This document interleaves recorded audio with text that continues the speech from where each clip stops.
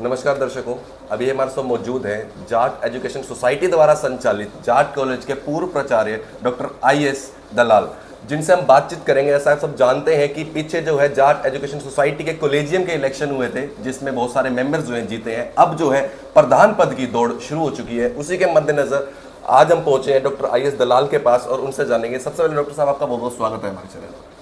Thank तो you. Doctor साहब, आप प्रिंसिपल रहे हैं जाट कॉलेज में, तो कैसा आपका एक्सपीरियंस था और कुछ जाट कॉलेज के बारे में आप बताएं हमारे।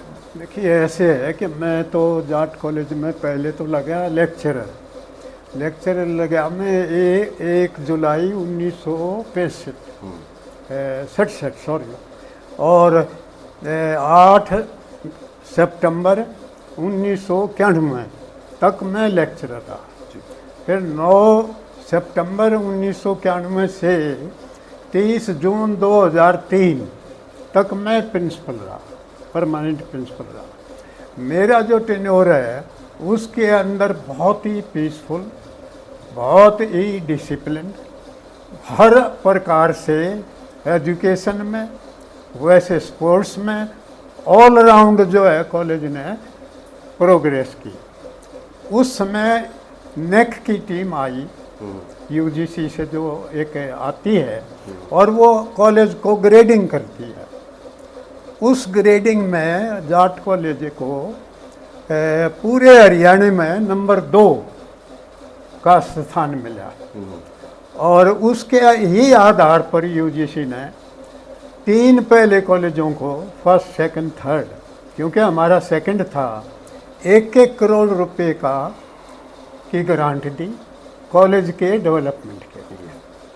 दूसरा जो है कॉलेज के अंदर है, हम ये कहें एकेडमिक लें या स्पोर्ट्स को लें या बिल्डिंग को लें, किसी भी एरिया को अगर हम लेते हैं तो हर प्रकार से हमारा कॉलेज उस टाइम पर सबसे ऊपर था।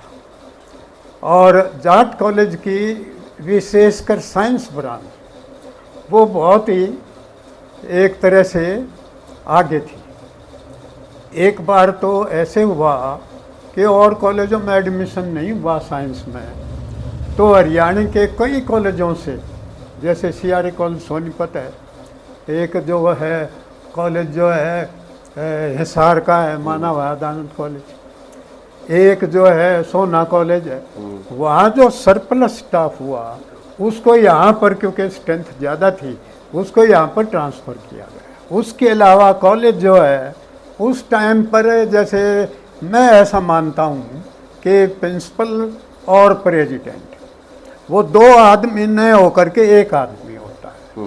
दोनों अगर एक का मतलब है कि दोनों एक ही स्वभाव के, एक ही विचारधारा के अगर हैं तो महाविद्यालय कॉलेज जो है वो ज़्यादा प्रोग्रेस करता है। कॉलेज में किसी प्रकार का स्टाफ बहुत ही कोऑपरेटिव था, सारा काम स्टाफ करता था।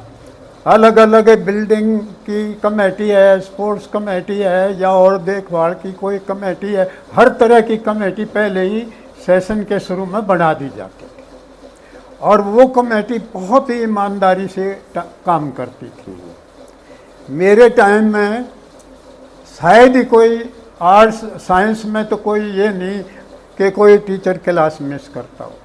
कॉलेज नंबर 2 पर आया पूरे हरियाणा में, और कॉलेज को 1 करोड़ रुपया सेकंड होने की वजह से पूरे हरियाणा में वो जो है राशि में। डॉक्टर साहब, अगर संस्था के इतिहास की बात की जाए तो इतिहास क्या है? इतिहास ये है कि सबसे पहले तो 1911 में 7 मार्च 1911 रोना जो गांव है सोनीपत जिले में, वहाँ पर दिल्ली के भी बड़े बड़े आदमी, सेठ कह लीजिए आप है, और यहाँ के भी बहुत लोग इकट्ठे हुए। उन्होंने ये निर्णय लिया कि भाई एक स्कूल एरिया के अंदर, उसमें कोई ज़्यादा स्कूल, हाई स्कूल कह लीजिए, वो नहीं थे, तो उन्होंने ये निर्णय लिया कि भाई स्कूल रोहतक के अंदर जरूर होना चाहिए, हाई स्कूल। तो उसके बेस पर फिर एक कमेटी रजिस्टर करवाई गई 1914 में शायद, और 2 स्कूल स्थापित किए गए। दोनों स्कूल उसमें शहर के अंदर थे। फिर धीरे धीरे एक और मीटिंग हुई, तो उसमें बोहर गांव ने यहाँ पर जो है लगभग 250 बीघे ज़मीन जो है वो दे दी स्कूल के लिए। वहाँ पर जो है उन्होंने धीरे धीरे एक हॉस्टल भी बनाया, यहाँ पढ़ाई शुरू करी, दूसरा स्कूल भी फिर यहीं पर आ गया। और चौधरी सेठ कह लीजिए, सेठ साधु राम ने ये अब जो स्कूल की बिल्डिंग है, ये बिल्डिंग उन्होंने अपनी तरफ से बनवाई। स्कूल जो है फिर दोनों मर्ज हो गए वो, और इस बिल्डिंग, नई बिल्डिंग के अंदर वो फिर शुरू हो गए। उसके बाद 1944 में जो 10वीं क्लास के स्टूडेंट थे, उन्होंने एक स्कूल के बाद एक तरह से स्ट्राइक की। वो बैठ जाते थे कि जी कॉलेज भी शुरू होना चाहिए। और उस टाइम में दो तरह के विचार थे। कुछ मैनेजमेंट में ये चाहते थे कि कॉलेज शुरू किया जाए, और कुछ ये चाहते थे कि भाई अभी ना शुरू किया जाए।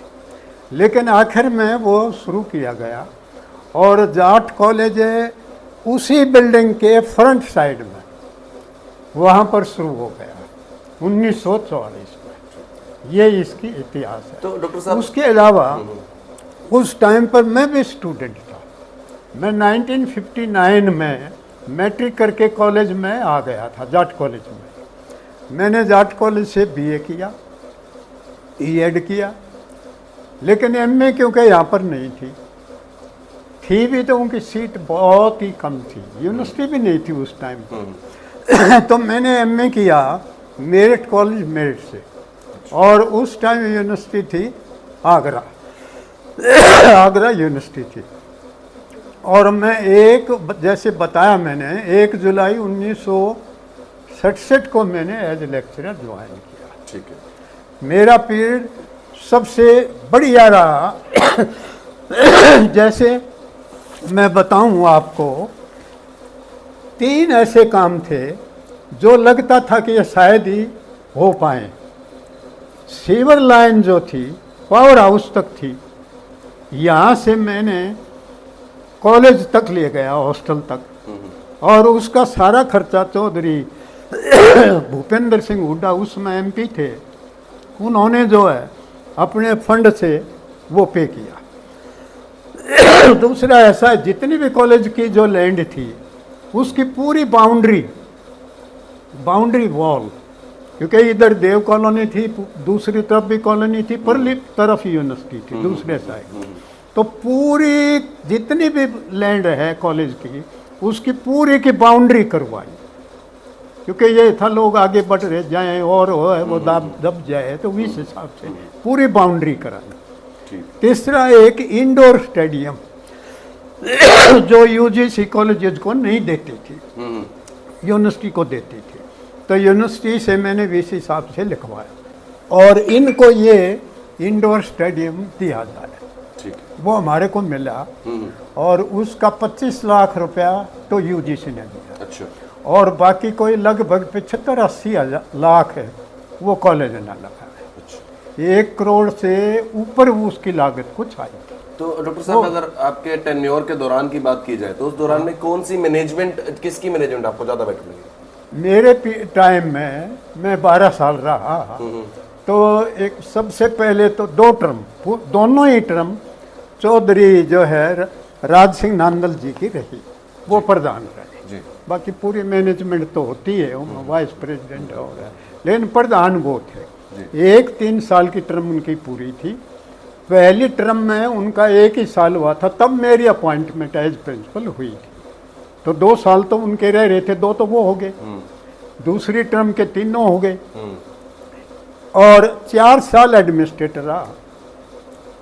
और फिर एक और मैनेजमेंट आई थी, वो मैनेजमेंट भी ठीक था बाकी, लेकिन ये जो पीरियड जो नंदल साहब का था, चौधरी राज सिंह का, वो ज़्यादा पीसफुल रहा, और उसमें काम भी बहुत ज़्यादा। तो डॉक्टर साहब, काम जो हुआ वो मैं बताऊं आपको। जैसे एक तो जो है, ये तो मैंने बताया ही है, हमने जो है, एक तो पहले तो ये है कि लड़कियों का हॉस्टल बनाया, क्योंकि एक अच्छे कॉलेज के लिए हॉस्टल का होना ज़रूरी है। लड़कियों का एक हॉस्टल बनवाया, दूसरा लड़कों का हॉस्टल बनाया, तीसरा जो है जितना कैंपस था उसके ऊपर तारकोल की सड़क जो है पूरे कैंपस पर बनवाई। उसके साथ साथ कंप्यूटर ब्लॉक बनाया, क्योंकि हमारे यहाँ BBA BCA और जो है MCA, एक PG diploma computer diploma PGDCA वो शुरू किया हमने सारे के सारे, क्योंकि ये जो BCA BBA है सबसे पहले UGC से मैं ही लाया था, इसलिए कंप्यूटर ब्लॉक अलग बनाया। इसके साथ साथ है एक लाइब्रेरी की बिल्डिंग बिल्कुल अलग है, ऊपर नीचे दोनों, और उसी हिसाब से बनाई था लाइब्रेरी।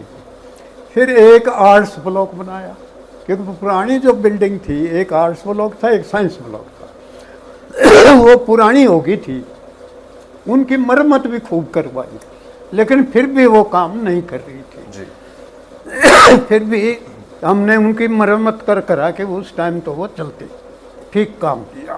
फिर क्योंकि हॉस्टल दोनों बनाए थे तो जो वार्डन है उनकी रेजिडेंसीज बनाए।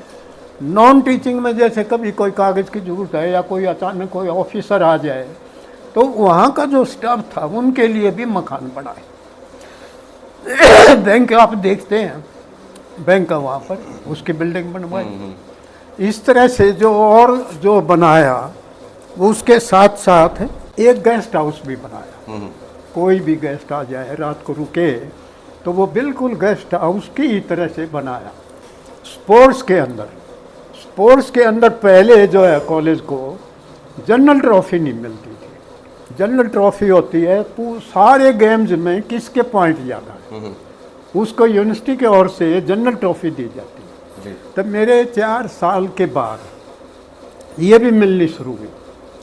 स्पोर्ट्स का जितना भी इक्विपमेंट है UGC ने सारा पैसा दिया और वो सारा इक्विपमेंट हमने जो है कॉलेज के अंदर दिया। इस तरह से बाकी और जो अच्छे अच्छे प्लेयर थे उनको भी हमने यहाँ पर कोचिंग करी, कॉलेज में आए, वो दाखिल हुआ और उनकी वजह से कॉलेज जो है जनरल ट्रॉफी हर बार लाता था। योगेश्वर दत्त हमारा स्टूडेंट रहा है हमारे कॉलेज का, और अब तो पता नहीं कितने हैं जो कॉलेज से बहुत ज़्यादा हैं जो लेवल पे खेल रहे हैं, बहुत अच्छे रहे। एक जगरूप था जी, वो भी हमारे कॉलेज से। डॉक्टर साहब अगर और बहुत है जी, बहुत ज़्यादा है जो आगे इंटरनेशनल तक गए।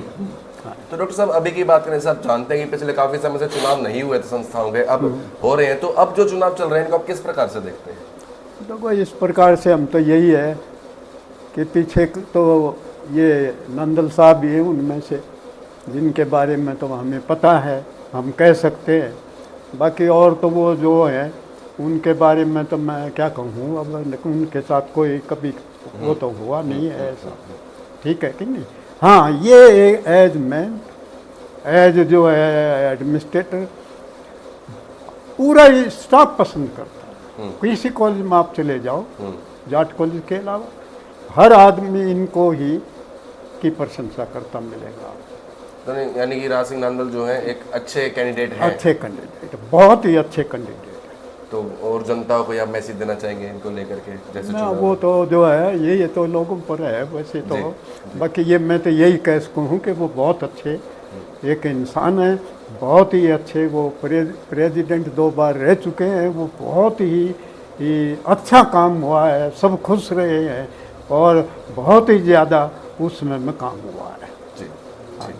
तो ये थे हमारे साथ जाट कॉलेज के पूर्व प्राचार्य डॉक्टर IS दलाल, जिनसे हमने जानकारी ली कि इनके कार्यकाल में किस प्रकार का एडमिनिस्ट्रेशन था और अभी जो चुनाव है उसके बारे में ये क्या सोचते हैं। तो इसी के साथ नई तरह जानकारी पाने के लिए जुड़े रहे हमारे साथ, देखते रहें डिजिटल भूमि। धन्यवाद।